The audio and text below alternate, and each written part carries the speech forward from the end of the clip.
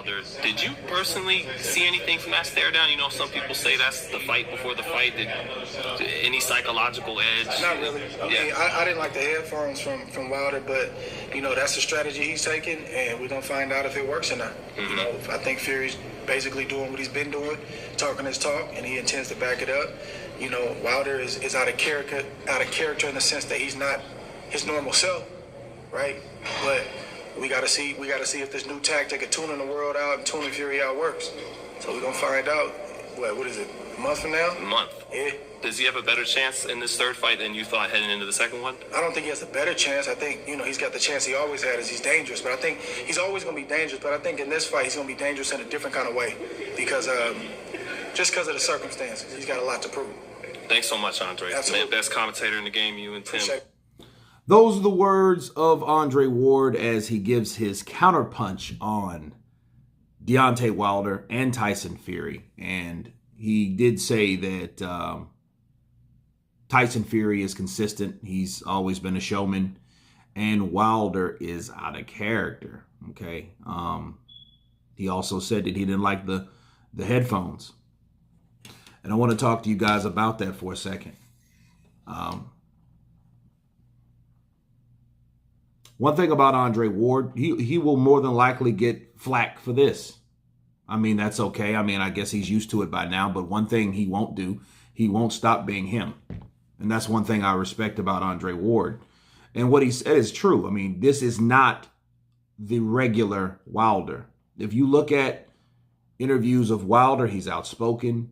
He actually commended Tyson Fury for helping him sell fights versus other guys that didn't, because the other guys that he fought didn't have a personality. They didn't have a personality, and they really didn't have much of a resume because of the caliber of people he fought. When he did get in this entanglement with Tyson Fury, he knew, like, this is what he was dealing with. And I think from fight one that Fury got under his skin. And and that was like the psychological, verbal part of it, okay? And then I feel that, you know, even that had him to the point it threw him off his game plan, if he really had a legitimate one, because, you know, you have to put everything in play since there was accused sabotage on his team, and then JD's really didn't know what he's supposed to know, and the guy that did know what he knew, that he was supposed to have been a double agent, so to speak. So the things Wilder did in the first fight really didn't warrant him anything, you know, but he did show his danger. He showed his power throughout the whole fight of the first fight, and he got 2 knockdowns, and the 2 knockdowns made it debatable enough on his home turf to become a draw. After that, Andre Ward said, well, hey, maybe Wilder needs to cut his losses, leave Tyson Fury alone, because he has nothing to gain. He didn't supposed to be in that position in the first place, so move on. Either move on to Joshua or let Fury fight Joshua.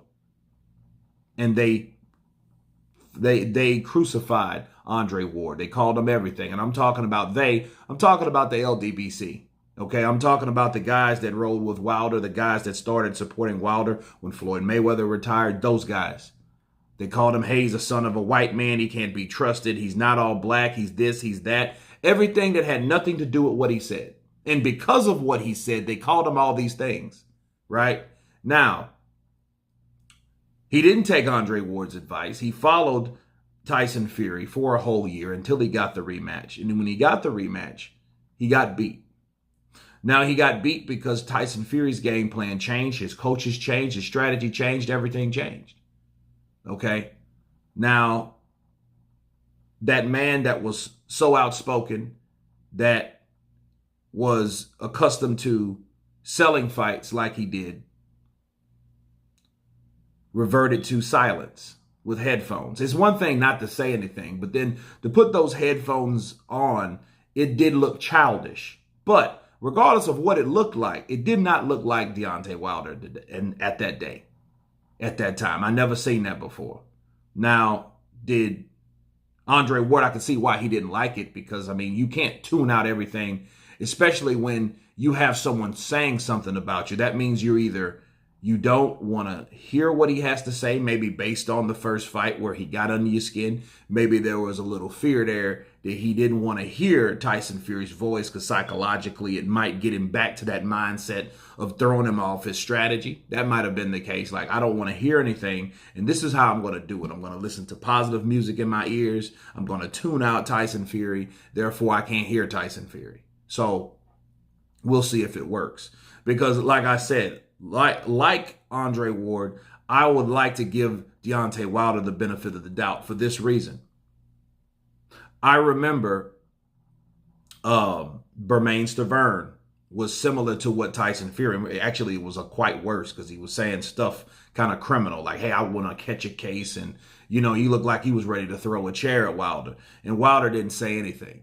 Wilder said very few words in that press conference. That's the only thing that I can compare his temperament with that day when he had the press conference with Tyson Fury versus when he had it with Bermain Stavern. So maybe those two, you can compare those two. That's the only reason that I'm not really running him up the flagpole. Now that has nothing to do with the accusations, but back to Andre Ward, okay, because I don't excuse him for that. He should have at least addressed that because that was a huge, you know, thing with Tyson Fury and Wilder 2 and 1, because they went and backdated a whole nother fight that involved 2 fights all in one about a series of different things that Tyson Fury allegedly is supposed to have been cheating or whatever.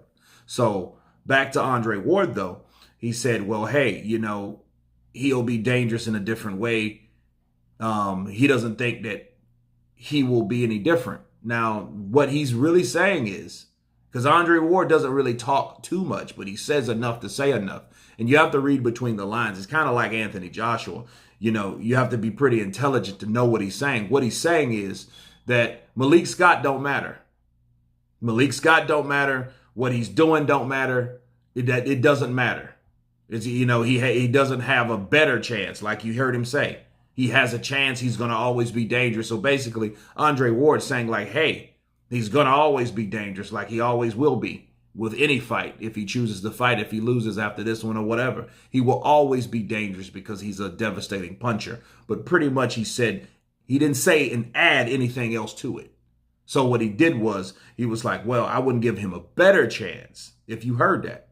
Right? I give him a chance because he's dangerous and then he has a lot to prove. So he's dangerous in a totally different way. And that leads me to the next video, which I have a pretty interesting prediction of my own about the trilogy fight between Tyson Fury and Deontay Wilder. So it was good. I like his breakdown of Tyson Fury versus Deontay Wilder, but you could not ignore the difference between Deontay Wilder in this particular press conference versus other ones, you know. But let's hope it works for him, and I know that's what he is attempting to do. Something I will add in closing, what I didn't like we seen Wilder work out. We seen him hit the weights, and we seeing him respond to what Tyson Fury said in the press conference, okay? Like, hey, you know, because he heard that Tyson Fury is going up to 300 pounds now for this fight, which he was like 270. So he's up in 30 pounds. So Wilder showed him like, look, I can bench press 310. So not only the 300 pounds that you say you want to get up to, I got 10 pounds on that. So even if you shift and you make it to 300 and you shift over to 305, I still got you. But here's my thing. It's almost like the things that you're saying now, you should have said in the press conference. You see what I'm saying? Like, you're responding to a person that's not there. It's almost as though you heard something and you either didn't think about it or hear about it, or you let someone else tell you versus what you are already supposed to hear. And that just shows me, like, why didn't you want to hear what this man had to say? Because you could have addressed it in the man's face. But that's my only thing about that. But he is addressing it now. Better late than never, I guess. But anyway, you guys tell me what you think of Andre Ward breaking down Tyson Fury versus Deontay Wilder 3. Of course, please subscribe. And you guys been Counterpunch. Peace.